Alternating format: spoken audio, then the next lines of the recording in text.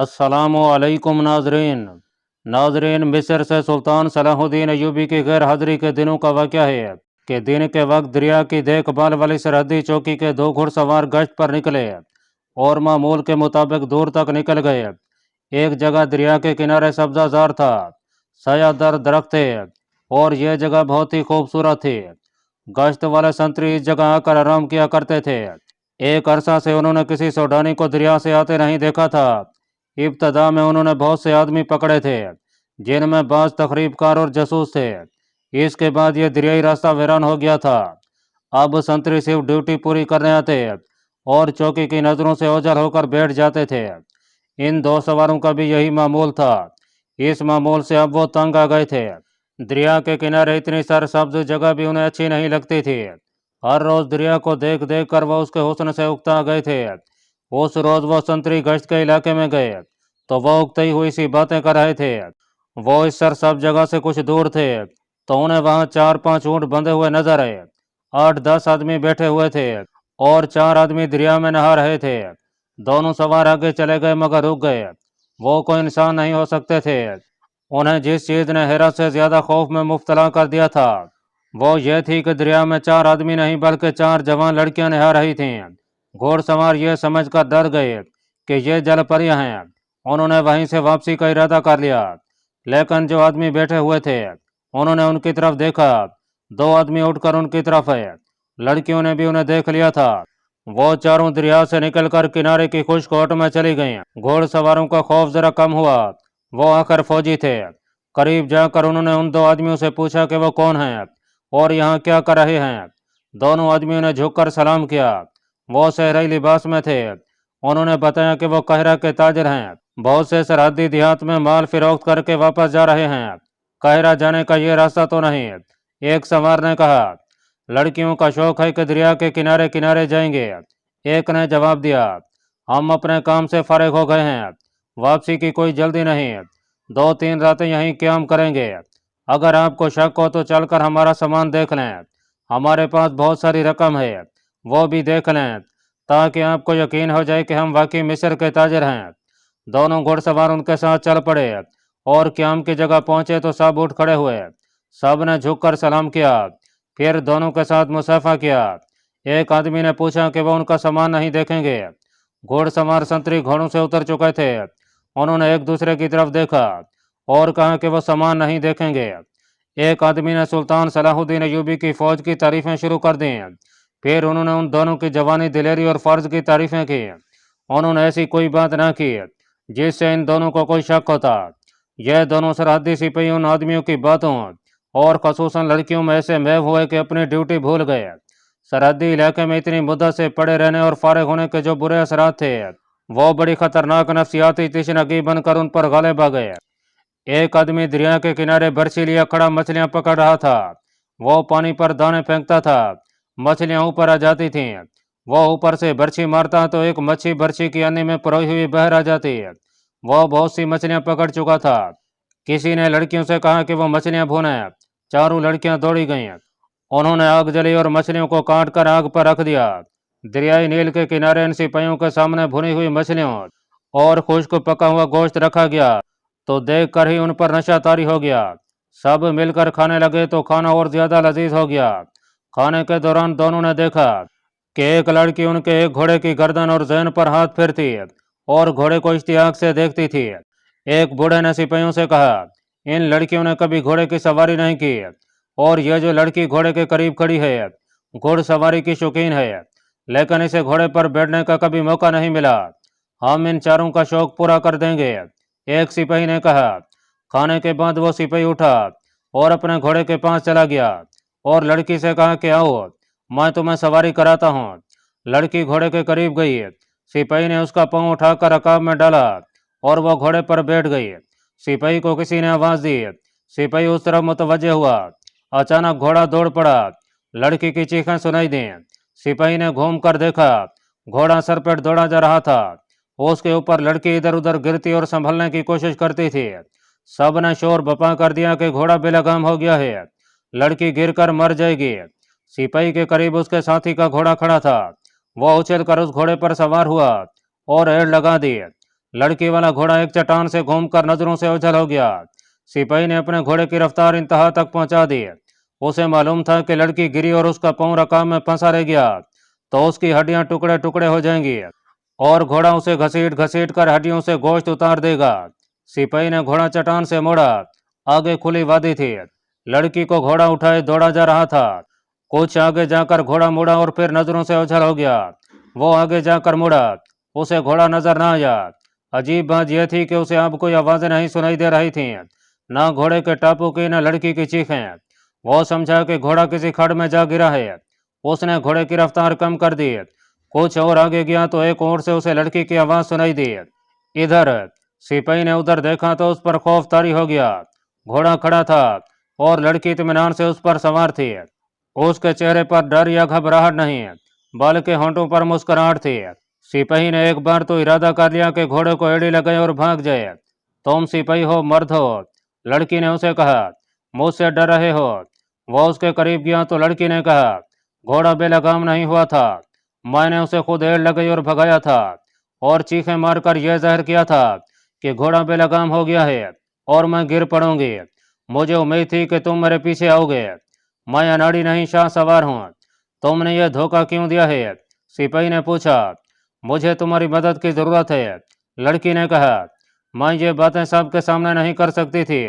तुमने इन आदमियों में एक बूढ़ा देखा है, वो मेरा खामंद है। उसकी उम्र देखो। मेरे साथ जो लड़कियां हैं उनमें से एक मेरी तरह एक बूढ़े आदमी की बीवी बना दी गई है। तुम मेरी मदद करो। अगर ये लोग तुम्हें अगवा करके लाए होते तो मैं इन सबको चौकी ले जाता। सिपाही ने कहा, तुम उसकी बीवी हो, मैंने उसे अपना खामन तस्लीम नहीं किया। लड़की ने कहा, तुम्हें देखा है तो मेरे दिल में उस बूढ़े की नफरत और ज्यादा गहरी हो गई है। उसने जज्बाती लहजे में कहा, मैं इतना खूबसूरत नहीं जितना तुमने कहा है। सिपाही ने कहा, तुम मुझे क्यों धोखा दे रही हो? तुम्हारे दिल में क्या है? अगर तुम मेरे दिल की आवाज को धोखा समझते हो तो मैं अपने खामन के पास नहीं जाऊंगी। घोड़े को एड़ लगाऊंगी और सीधी दरिया में घोड़े समेत कूद जाऊंगी। खुदा से जाकर कहूंगी कि तुम मेरे कातिल हो। वो सरहद की ड्यूटी से उकताया हुआ सिपाही था। वो सलाहुद्दीन अयूबी, अली बिन सुफियान या आदिल नहीं था। जवान था और यही उसकी शख्सियत थी। लड़की के हुस्न शबाब और उसके अंदाज और उसकी बातों ने उसे मोम कर दिया। अलबत्ता इस एहसास का उसने इजहार कर दिया, मैं कमतर सिपाहियों और तुम शहजादियों से कम नहीं। तुम मखमल से निकलकर मेरे साथ इस रेत पर और इन चट्टानों में जिंदा नहीं रह सकोगी। अगर ख्वाहिश दौलत की होती तो उस बूढ़े खामन से बेहतर मेरे लिए कोई खामन नहीं हो सकता था। लड़की ने कहा, उसने अपनी दौलत मेरे कदमों में डाल रखी है, लेकिन मैं किसी सिपाही की बीवी बनना चाहती हूँ। मेरा बाप भी सिपाही है, दो बड़े भाई भी सिपाही हैं। वो दमिश्क और शाम के महाज पर सुल्तान सलाहुद्दीन अयूबी की फौज में हैं। मुझे इस बूढ़े के हवाले मेरी माँ ने किया है। हम गरीब लोग हैं। मेरी खूबसूरती मेरी बदनसीबी का बायस बनी। मैं शाह सवार हूँ, ये मेरे खामन को मालूम नहीं। हमारे खानदान की दौलत यही अस्करी रिवायात हैं। मैंने हमेशा ये ख्वाहिश की है कि सुल्तान सलाहुद्दीन अयूबी की फौज में शामिल हो जाऊं। अगर ये मुमकिन ना हो तो किसी सिपाही के साथ शादी कर लो। तुम रेत और चट्टानों की बातें ना करो। मैं इस रेत की पैदावार हूँ। मैं तुम्हारी मदद किस तरह कर सकता हूँ? आओ, लड़की ने कहा। वो लोग हमारे पीछे आ रहे होंगे। रास्ते में तुम्हें बताऊंगी कि मैंने क्या सोचा है। वो चल पड़े। लड़की ने कहा, मैं तुम्हें यह नहीं कहूंगी कि मुझे अपने साथ ले चलो, ये जुर्म होगा। मेरा खामन काजी के पास चला जाएगा और हम दोनों सजा पाएंगे। पहले इस खामन से आज़ाद होना है। इसका एक ही तरीका है कि उसे ऐसे तरीके से कत्ल किया जाए कि ये कत्ल ना लगे। कत्ल तुम नहीं करोगे, मैं करूंगी। हो सकता है उसे शराब में कुछ मिलाकर पिला दूं और रात को दरिया के किनारे ले जाकर धक्का दे दूं और कहूं कि वो नशे में दरिया में उतर गया था। इसके लिए 2-4 रोज इंतजार करना पड़ेगा। मैं उसे यहीं रखूंगी। तुम्हारे पास कोई जहर है? सिपाही ने पूछा। लड़की ने कहा लगाया और कहा, मैं कह रहा कि दूरापुर के इलाके की रहने वाली हूँ जिसमें से ये दरिया गुजरता है। हमारी खुराक मछली है। मछली का पित्ता जहर से भरा होता है। तुमने देखा है कि हम यहाँ भी मछलियाँ पकड़ते हैं। मैं मछली का पित्ता अलग करके छुपा लूंगी और उसमें से चंद कतरे बूढ़े की शराब में मिला दूंगी। वो मर गया तो मैं आज़ाद होंगी। मैं सबसे कह दूंगी कि तुम में से कोई भी मेरा वारिस नहीं है जो मुझे अपनी मर्जी की शादी से रोके। मैं तुम्हारे साथ चली जाऊंगी। तुम मुझे अपने घर भेज देना और सुनो, तुम मुझे मिलते रहना। अब चले जाओगे तो फिर कब आओगे? मैं सिर्फ गश्त पर आ सकता हूँ, सिपाही ने जवाब दिया। चौकी दूर है, गश्त के बगैर हम घोड़ा इस्तेमाल नहीं कर सकते। मेरी गश्त इसी साथी के साथ कल रात के दूसरे पैर होगी, मैं यहीं आ जाऊंगा, जरा दूर रहना, लड़की ने कहा। मैं तुम्हें रास्ते में मिलूंगी। नाजरीन, वो जब उस जगह पहुंचे जहां से लड़की का घोड़ा चट्टान की ओट में हो गया था, उन्हें तमाम आदमी नजर आए। वो उसी तरफ देख रहे थे। उन्हें देखकर वो उनकी तरफ दौड़ पड़े। दोनों घोड़ों से उतरे। लड़की का बूढ़ा खामन सिपाही के साथ लिपट गया। उसकी आवाज कांप रही थी। दूसरे आदमियों ने भी वालहाना अंदाज से उसका शुक्रिया अदा किया। लड़की ने उन्हें झूठ मूठ की कहानी सुना दी। दोनों सिपाही चौकी को वापस रवाना हुए। रास्ते में उस सिपाही ने अपने साथी को बताया कि असल वाकया क्या हुआ है। उसके साथी के दिल में रक्षा पैदा हुआ, लेकिन उसने बताया कि उसकी गैर हाजिरी में एक लड़की अजीब सी नजरों से उसे देखती थी। यह सिपाही अपने साथी के पीछे जाना चाहता था, मगर पैदल पहुंचना मुमकिन नहीं था। बाकी आदमी पीछे खड़े रहे। वो बहुत आगे चला गया। दो लड़कियां भी आगे गईं, जिनमें से एक उसके साथ बातें करने लगी। बातों बातों में लड़की ने उस सिपाही के साथ मोहब्बत का इजहार किया और उससे पूछा कि वो उसे फिर कब मिलेगा। उसने लड़की को बताया कि वो कल रात के दूसरे पैर गश्त पर आएगा। उस लड़की ने उसे बताया कि उसे एक बूढ़े के साथ ब्याह दिया गया है और वो उसके साथ भागना चाहती है। दोनों की कहानी एक जैसी थी। वो दोनों इस पर भी गौर करने लगे कि अगर लड़कियां अपने खामदों को कत्ल ना कर सकें तो वो उन्हें कत्ल किस तरह करेंगे। दोनों सिपाही बड़े ही हसीन तस्वुरात में खुमार की कैफियत में अपनी चौकी पर पहुंचे। उन्होंने अपने कमांडर को रिपोर्ट दी कि फिलहाल जगह कहरा के ताजरों का काफिला रुका हुआ है, जिसके सामान की तलाशी ली गई है और हर तरह इत्मीनान कर लिया गया है कि वो मुश्तबा और मशकूक लोग नहीं। उन सिपाहियों ने लड़कियों का जिक्र भी किया। चौकी के कमांडर ने रिपोर्ट के पहले हिस्से को तवज्जो से नहीं सुना था। जब लड़कियों का जिक्र आया तो उसने दिलचस्पी लेनी शुरू कर दी। चौकी में एक और चौकी का सिपाही बैठा था। वो चौकी वहां से 8-10 मील दूर थी। उसके कमांडर ने उस सिपाही को इस पैगाम के साथ भेजा था कि आज शाम के बाद मेरी चौकी में आना, जरूरी काम है। कमांडर ने यह पैगाम लाने वाले सिपाही को यह कहकर रोक लिया था कि इकट्ठे चलेंगे। सूरज गरूब होते ही कमांडर सिपाही के साथ रवाना हो गया। दूसरी चौकी पर पहुंचा तो शाम गहरी हो चुकी थी। यह चौकी हरी भरी जगह थी। वहां उस शाम कुछ और ही रौनक थी। चौकी के तमाम सिपाही जो ड्यूटी पर नहीं थे, चौकी के बाहर गोल दायरे में बैठे थे। मशालें जल रही थीं। चौकी का कमांडर वहां नहीं था। उसके खेमे में गए। वहां 2 लड़कियां बैठी थीं और 3 सहरई आदमी भी थे। उनके करीब साज और दफ पड़े थे। मेहमान कमांडर के आते ही खाना चुना गया। सब खा चुके तो चौकी के कमांडर के कहने पर साजिंदे और लड़कियां बाहर चली गईं। दूसरी चौकी के कमांडर ने पूछा कि ये कौन लोग हैं और बाहर क्या हो रहा है। ये लड़कियां नाचने वाली हैं, कमांडर ने जवाब दिया, और इनके साथ साजिंदे हैं। यहाँ से गुजर रहे थे, पानी पीने के लिए रुके तो मैंने इन्हें बिठा लिया। मैंने इन्हें खाना भी खिलाया। मुझे यह सिलसिला अच्छा नहीं लगा। दूसरे कमांडर ने कहा, सरहद पर आकर ये अयाशी सिपाहियों को खराब करेगी। इसके बगैर सिपाही ज्यादा खराब हो रहे हैं।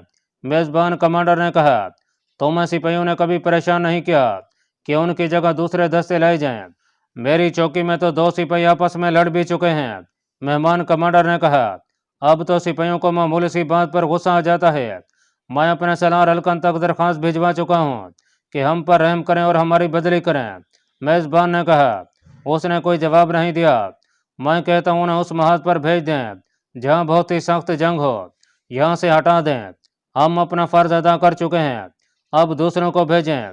दूसरी चौकी से आया हुआ कमांडर भी ये महसूस कर रहा था जो उसे बताया जा रहा था। नाजरीन, रात गुजरती जा रही थी। लड़कियां बारी बारी नाचती थीं। वो थक गईं तो उनके साजिंदों ने गाना सुनाया। सिपाही उन्हें चीख चीख कर दाद दे रहे थे। इन तमाशाइयों में 2 कमांडर थे। उनके ओहदे कोई ज्यादा ऊंचे तो नहीं थे, फिर भी वो जिम्मेदार अफराद थे और वो दोनों अपनी जिम्मेदारियों को भूल चुके थे। उन्होंने ये मालूम करने की भी कोशिश ना की कि नाचने गाने वाली ये पार्टी कहाँ से आई है और कहाँ जा रही है, और जो कुछ साजिंदों ने अपने मुतालिक बताया है वो सही भी है या नहीं। कमांडरों ने यह भी ना देखा कि तमाशाइयों में मिस्र के सहराई लिबास में जो चंद एक आदमी बैठे हैं वो कौन है और कहाँ से आए हैं। और इन कमांडरों ने यह भी ना देखा कि चौकी के 4 सिपाही गश्ती पेरे से जल्दी वापस आ गए हैं और उनकी जगह दूसरे 4 सिपाही पेरे के लिए गए ही नहीं।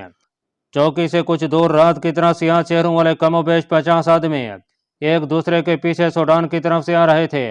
2 आदमी उनसे बहुत आगे थे। पीछे वाले थोड़ा सा चलकर रुक जाते थे। आगे वाले 2 आदमी अंधेरे में इधर उधर देखते, रात की आवाज़ों को सुनने की कोशिश करते और गिदड़ों की तरह बोलते। पीछे वाले इस आवाज़ पर आगे चल पड़ते। दूर चौकी से साजों के धीमे धीमे नगमे सरहद की खामोश फिजा में बिखर रहे थे। आगे चट्टानी इलाका आ गया। सियाह चेहरों वाले काले काले साए चट्टानों में गायब हो गए। उनके पास बर्छियां थीं, तलवारें और खंजर भी थे, और हर एक ने 4-4, 5-5 कमाने और तीरों का वजनी खजाना उठा रखा था। उनके इस्तकबाल के लिए वहां 3-4 आदमी मौजूद थे। उनमें से किसी ने आने वाली पार्टी के सरदार से हंसकर कहा, लड़कियों ने काम कर दिया है। हाँ, सरदार ने कहा, हम उनके साजों के नगमे सुनते आए हैं। मैंने 10-12 आदमी वहां तमाशाइयों के भेष में भेज दिए थे। उनमें से एक ने आकर इतला दी थी कि महफिल गर्म हो गई है और रास्ता साफ है। गश्ती संतरी भी नाच गाने में चले गए हैं। नील से भी अच्छी इतला मिली है। इस्तकबाल करने वालों में से एक ने कहा, मैंने इतला भेज दी है, कल रात कम अज कम 3 बड़ी कश्तियां आ जाएंगी। वो आगे चल पड़े। चट्टानें ऊंची होती गईं, आगे पहाड़ियां आ गईं। सरदार रुक गया और उसने सारी पार्टी को भी रोक दिया।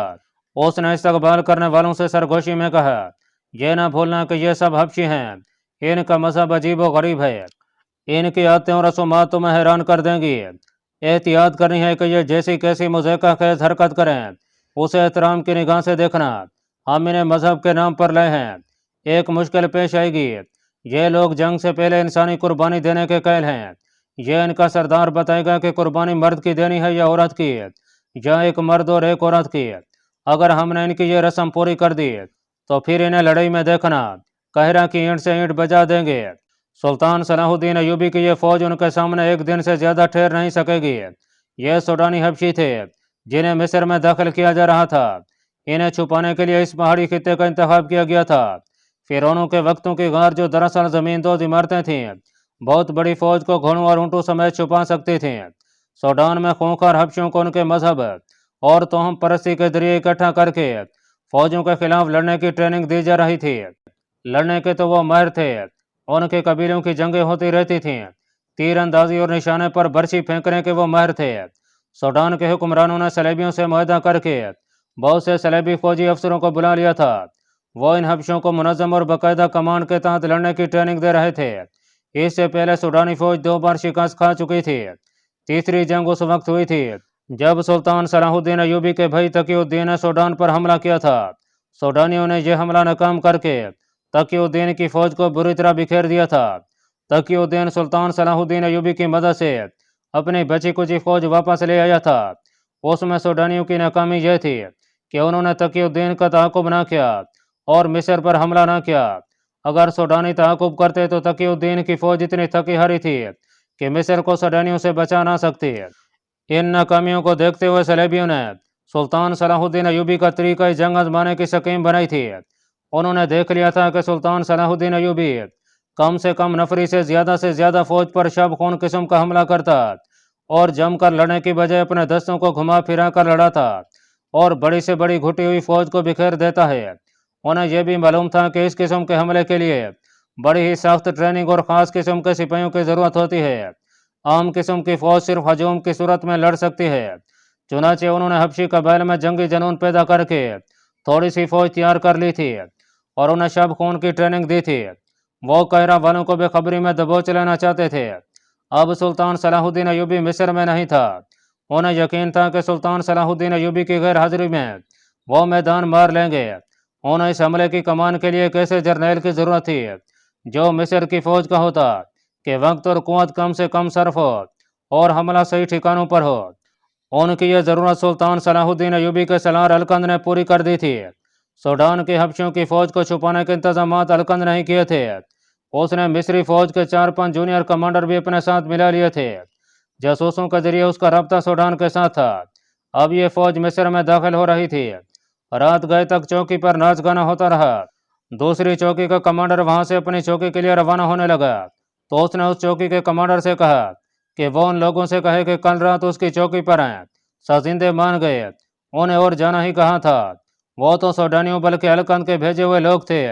یہ تو انہوں نے جھوٹ بولا تھا کہ وہ کسی کے بلاوے پر اس کے گاؤں جا رہے تھے۔